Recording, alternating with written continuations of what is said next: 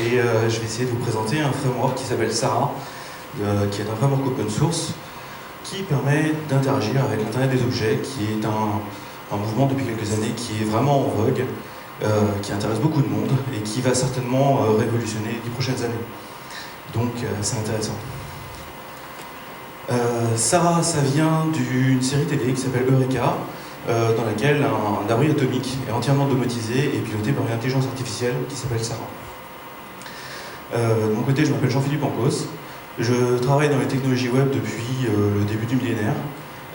Et en fait, Sarah, c'est un side project que je fais quand j'ai le temps, sur mon temps libre et le soir, et les week-ends. Et en fait, c'est une idée que j'avais depuis très longtemps, et entre autres à cause de l'invasion des objets dans nos maisons, et que j'ai pu mettre en œuvre depuis à peu près une année. Pourquoi ? Parce que on est à peu près une période charnière où en fait on a le monde d'en bas, des constructeurs qui fabriquent des objets tangibles qu'il faut vendre, physiques, avec le monde d'en haut, comme Google, qui commence à investir dans plein de boîtes pour justement amener sa philosophie. Donc on a vraiment deux philosophies qui se rencontrent, les gens qui partagent, collaborent, ouvrent et travaillent sur les datas avec les gens qui vendent du physique. Donc ça entraîne pas mal de choses. Les gens qui vendent du physique se battant énormément et on commence à homogénéiser les API et toutes les interfaces. C'est aussi le moment de 3 révolutions. Tout ce qui est miniaturisation avec le Raspberry Pi qui permet justement de fabriquer soi-même un objet performant. Les imprimantes 3D qui vont vous permettre de faire le form factor de votre objet. Typiquement le Navastag, si jamais on enlève la coque du lapin, c'est très moche. Et donc il faut penser au design et tout ce qu'il y a derrière. Et le crowdfunding, comme Kickstarter, qui va vous permettre de monétiser et de vendre votre objet et de créer une entreprise et tout ce qu'il y a derrière. Ça donne plein d'entreprises qui se sont créées, qui sont verticalisées sur plein de sujets, dans plein de directions, et qui donnent plein d'objets très intéressants, mais malheureusement qui ont un énorme problème, c'est qu'ils font tous une fonctionnalité. Si vous avez de la chance, il y a une API, et généralement une application mobile. Sachant que c'est censé être une révolution, la problématique c'est que vous allez vous retrouver à être sans application sur votre téléphone, qui vont être toutes monotâches et ne pas communiquer avec les autres. Alors une approche dont on entend parler depuis un certain temps, et puis il y a eu pas mal d'annonces à le web depuis quelques jours, c'est on va dire les box 2.0, comme Cocorico Mother, qui justement propose une espèce de box intelligente, et des objets qui sont un peu génériques. C'est un petit peu le défaut de l'informaticien qui veut tout objetiser. Et là, on a un objet, un capteur générique qui va récupérer des données, les envoyer dans le cloud et apprendre des usages de l'utilisateur. C'est le cas aussi pour SmartThings et NinjaSphere qui sont plutôt des Américains. Merci. Côté Sarah, c'est une approche beaucoup plus pragmatique en fait. L'idée c'est de mettre un layer Node.js sur lequel on va mettre une stack Express.js pour un serveur web, et on va développer un petit connecteur qui va parler dans le langage de l'objet et qui va uniformiser tous ces objets qui parlent dans des langages différents. Alors, on va voir 4 grandes familles d'objets. En haut à gauche, tout ce qui parle déjà en HTTP, où là c'est assez simple. Typiquement, les box domotiques modernes le font. XBMC, c'est du JSON pour discuter avec. C'est assez simple. En haut à droite, tout ce qui est tâches récursives, typiquement tout ce qui nécessite d'interroger votre Gmail, est-ce que tu as un mail, est-ce que tu as un mail, est-ce que tu as un mail, ou tout simplement fabriquer un flux RSS pour un 4 photos numériques d'images, est-ce qu'il y a des nouveautés sur le disque, et est-ce qu'il faut construire le flux, etc. En bas, tout ce qui est scrapping, c'est pour ça que je posais la question tout à l'heure, c'est que vous avez des objets physiques à interroger, mais parfois vous avez aussi des objets virtuels, typiquement la météo, vous pouvez avoir une station météo type Netatmo, mais vous pouvez aussi avoir un site web de météo ou la RATP ou plein de choses, et vous allez interroger, scraper le web si jamais il n'y a pas d'API pour aller choper l'information qui vous intéresse et vous en servir dans Sarah. Et enfin, tous les mauvais élèves qui ont soit une API propriétaire, soit n'exposent pas leur API, soit c'est des choses obscures. Et quand je dis des choses obscures, le Navastag envoyait du bytecode sur le réseau, donc avec un protocole particulier. PowerPoint, si vous voulez changer les slides, il faut appuyer sur une touche du clavier. Et la Zoé de Renault, qui est une voiture aussi connectée, a une API, je crois, SOAP, mais qui est propriétaire, et donc il faut implémenter. L'objectif de ce framework, une fois qu'on a inventé le petit plugin qui parle dans le langage de l'objet, c'est de l'interroger uniquement avec une requête HTTP. On envoie une requête et la machine se met en marche. Alors un plugin, ça ressemble à ça. En gros, en haut, on a une requête HTTP avec un paramètre. L'objectif, là, c'est d'allumer une lampe. Donc le contrat, c'est d'exporter une fonction qui prendra 4 paramètres. Data, qui est un objet JSON qui représente en fait la requête HTTP. Callback, qui est une fonction de callback qu'il faudra appeler avec un objet JSON des résultats en fait. Config, qui est un objet de configuration qu'on peut proposer à l'interface. Et Sarah, qui est un singleton pour avoir accès à toute l'API. Donc concrètement, qu'est-ce qu'on fait? De la configuration, on chope le token d'authentification de la box et on envoie notre requête et ensuite on vocalise la réponse. Alors vous allez voir pourquoi. En fait, une requête HTTP, c'est vraiment pas sexy. Pour allumer une lampe, devoir allumer son navigateur, balancer une requête, c'est vraiment pas top. En fait, on voudrait ce genre d'interface plutôt, pour avoir des choses un petit peu plus sympas. Alors je vais essayer de lancer une vidéo, on va voir si ça marche. C'est un utilisateur de la communauté qui, ça va mettre un petit peu, ça va mettre 10 secondes je crois à se lancer, qui a mis en place Sarah chez lui il y a plus de 6 mois, et du coup qui a connecté tous ces objets pour avoir une expérience propre. On espère que ça marche.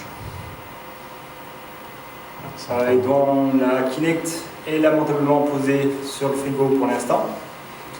La tablette qui gère la domotique. Donc ça c'est une box domotique qui propose ce genre de choses. L'alarme est maintenant activée. Désactivation de l'alarme. Sarah, éteins la cuisine, s'il te plaît. La cuisine est éteinte.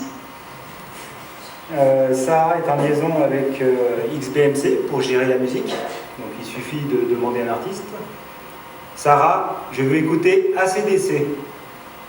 Je m'en occupe. Ça marche bien sûr avec n'importe quel artiste de la bibliothèque. Sarah, je vais écouter Amy Winehouse. Je m'en occupe. Et vous voyez, même avec mon accent anglais lamentable, ça marche. Sarah, mets en pause la musique. Je m'en occupe. On va aller regarder la télé un petit peu. Sarah, ferme tous les stores, s'il te plaît. Tous les stores se ferment.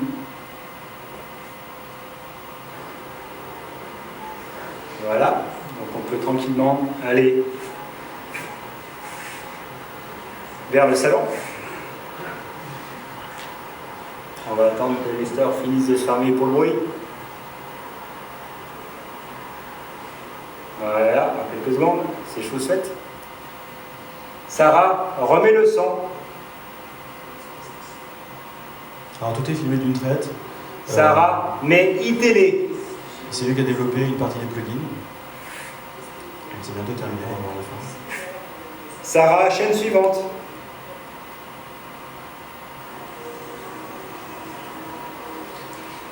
Là, Sarah, coupe le son. typiquement, on est sur une télé Sony qu'il a fallu hacker pour essayer de piloter les chaînes de la télé, par exemple.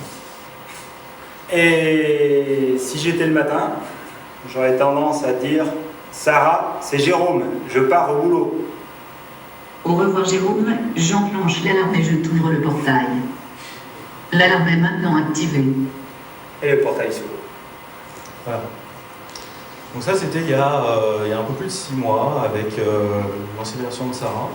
Alors comment ça marche? En fait, je vous ai parlé d'une partie de Node.js qui permet de faire pas mal de choses. Et ce qui est super intéressant, justement, côté Node.js, c'est qu'il y a un client, cette fois C#, qui encapsule toutes les fonctions du Kinect, qu'on peut paramétrer simplement sans développer de C#, et qui expose justement plein de fonctionnalités aux développeurs Node.js. Donc on a la reconnaissance vocale, on reconnaît une phrase, il y a une requête qui part. Je vous ai dit, tout se faisait avec des requêtes HTTP. Un QR code, on peut encoder une requête HTTP, c'est nickel. Et de la reconnaissance gestuelle. Et puis, dans du NFC, on peut mettre des requêtes HTTP, dans Google Calendar aussi, dans le champ Where, etc. Au final, pour piloter les grammaires, j'ai accéléré vite fait, on pourra en discuter à la pause. En fait, c'est des grammaires XML, c'est des grammaires normalisées et qui sont utilisées par le moteur de reconnaissance vocale de Microsoft, où très simplement vous dites Sarah, quelle est la météo, etc. Il y a aussi la possibilité de passer par Google pour d'autres fonctions. QR code, c'est pareil, on encode une requête HTTP et puis ensuite on invente des usages. Typiquement, j'avais fait le jeu de plateau Les loups-garous de Tire-Soleil. Reconnaissance gestuelle, alors c'est pareil, ça nécessite un apprentissage, un apprentissage au sens, on est vraiment dans l'ergonomie avec les utilisateurs, et donc là on décrit en XML les gestes à faire. Donc typiquement, là c'est deux jointures, c'est mon poignet qui dépasse ma colonne vertébrale dans un certain sens, ça fait un swipe, et ensuite on invente l'usage. Et quand je dis qu'il faut réfléchir à ce qu'on fait, typiquement si vous levez le bras pour allumer une lampe, il y a un moment où vous fatiguez, donc vous avez baissé le bras, et bêtement ça va éteindre la lampe. C'est bête, mais il faut y penser. Et puis plein de goodies dans les dernières versions de la reconnaissance faciale avec OpenCV. Et donc là, l'idée, c'est pas d'envoyer au serveur l'information, parce qu'ensuite, il faudra la traiter. L'idée, c'est d'essayer de construire du profiling. Donc, qui est cette personne, essayer de connaître son humeur, car les habits du Kinect le permettent, et essayer de connaître sa taille en fonction de la mesure de son avant-bras, le pitch de sa voix, si c'est un homme ou une femme. Pourquoi ? Tout bêtement, parce que si jamais on vous demande quel est mon agenda, si c'est monsieur ou madame qui parle, il faudra faire un traitement différent. Donc ensuite, si on revient un petit peu sous le capot, donc je vous ai parlé d'un plugin Node, l'idée ensuite c'est de chaîner ces plugins. Donc, je ne sais pas qui est-ce qui connaît IFT. Ok, donc pour ceux qui ne connaissent pas, c'est un super service web qui permet de lier des services. Si jamais je suis flagué sur Facebook, alors télécharge l'image dans la Dropbox. C'est ce genre de connexion de service qui est capable, qu'on peut faire en ligne. Et dans Sarah, c'est le même principe. C'est un espèce de clone de IFT où on va chaîner des plugins. Donc si jamais je demande la météo à Sarah, alors envoie-le-moi en push-over sur mon téléphone, plutôt que de le vocaliser. Et comme donc, au niveau de l'API JavaScript, on prend un objet JSON en entrée, un objet JSON en sortie, le principe c'est de se passer l'objet, et donc d'inventer pareil des usages. Et il y a une option pour rajouter un peu de colle, de glue, parce que typiquement les plugins ne vont pas forcément passer les bonnes infos, il va falloir ajuster des choses, et donc c'est à ce moment-là qu'on ajuste les choses dans l'interface. Ça reste du web. Et puis on peut s'amuser, on est en Node.js, on fait ce qu'on veut, on accepte plein de librairies, etc. Donc, je me suis amusé par exemple à faire une petite librairie qui utilise un réseau de neurones. Donc c'est une librairie qui s'appelle Brain.js, qui prend des inputs en entrée et un input en sortie, donc typiquement la luminosité de la pièce, le moment de la journée, et est-ce qu'il faut ou pas allumer la lampe. Et donc le réseau de neurones va apprendre ensuite si c'est bien ou pas. Si jamais il se trompe, on a toujours la reconnaissance vocale et toutes les autres manières d'envoyer une requête HTTP pour lui dire tu t'es planté, remets-toi à jour. Donc c'est un tout petit exemple, mais qui permet de voir ce qu'on peut faire. Dans la suite, les évolutions de Sarah, ça va être justement d'améliorer l'apprentissage. L'être humain est bourré d'habitude, donc plutôt que en dur mettre des règles en disant if this then that, on va apprendre l'utilisateur et faire des règles dynamiques et essayer de les utiliser le plus souvent. Si quand je rentre dans une pièce et je j'allume la lampe 1 puis la lampe 2, petit à petit, elle va demander s'il faut allumer la lampe 2 et puis après elle va le faire automatiquement. Ça sera dans les prochaines évolutions de Sarah. Sarah, il y a aussi un App Store avec les gens de la communauté qui développent des plugins qui sont mis en ligne. Actuellement, on est à 120 plugins à peu près pour se connecter aux box domotiques, à tous les objets différents et s'amuser. Comme je disais, c'est un sujet qui est vraiment critique car l'Internet des objets, d'après tous les analystes, le Forrester et compagnie, nous disent que nous allons être bourrés d'objets, que nous allons transporter des tonnes d'objets. Et donc, il va falloir trouver une solution aux normes et à l'interopérabilité. La communauté, actuellement, regroupe 770 personnes sur Google+, enfin, c'est les chiffres de lundi, plus plein de sites plutôt orientés domotique qui s'intéressent à ça, car ces gens qui viennent du monde de l'électronique se disent « chouette, là je suis en Node.js, je suis sur des couches basses, et on me donne accès à la reconnaissance vocale, la reconnaissance gestuelle, des choses qui sont difficiles à utiliser. Enfin, il faut rajouter les choses. Donc là, c'est génial, on peut inventer une expérience et faire plein de choses. Et puis, comme il faut s'amuser et que voilà, on a une super plateforme, on peut faire plein de trucs, il y a des goodies. Typiquement, le Kinect permet d'enlever votre fond, le fond derrière vous quand vous êtes filmé. Donc l'idée, c'est de streamer comme un espèce de fond vert sur une page web en WebSocket, et de mettre un cinémagraphe animé derrière vous pour faire Miss Météo. Pareil, une fois que vous êtes en fond vert sur une page web, vous pouvez répliquer l'image avec une rotation de CSS de 90 degrés. Vous faites une pyramide en plexiglas inversée et vous avez un hologramme. Et en bas, c'est l'interface web de la Zoé. Il y a la vidéo sur mon site web, où l'idée c'était de piloter la Zoé, de dire à distance, chauffe la Zoé, je vais prendre la voiture, surtout qu'on est en hiver, et puis d'avoir le niveau de batterie et de tout ce qui va derrière sur sa télé. Pour l'instant, c'est juste un POC, car comme les API de Renault sont fermés, c'est difficile d'aller un peu plus loin, voilà, sans hacker. Voilà, j'ai essayé d'aller assez vite, j'espère que ça vous a plu.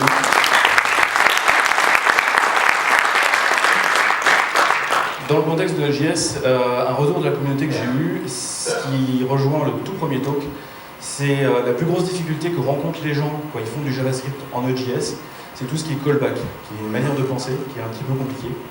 Et du coup, effectivement, les promesses permettent de simplifier beaucoup de choses. Et c'est le frein à l'apprentissage qui bloque le plus de personnes. Si vous avez des questions, sinon on verra un peu.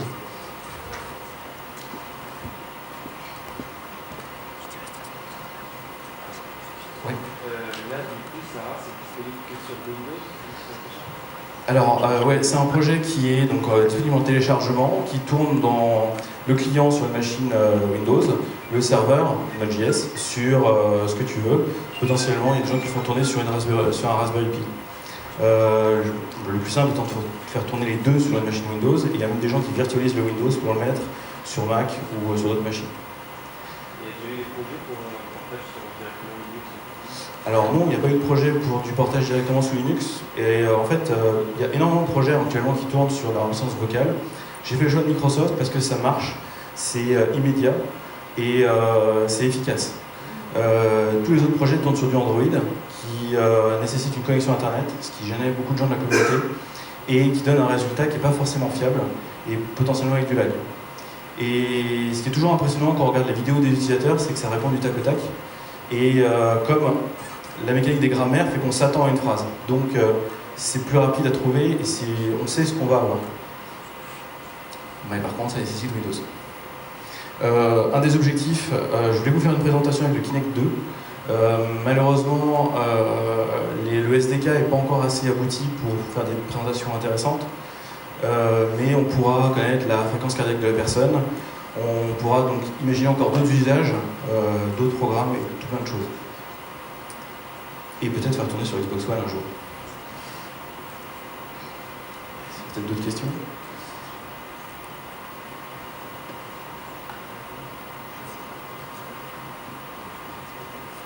C'est pas une question, merci. Parfait.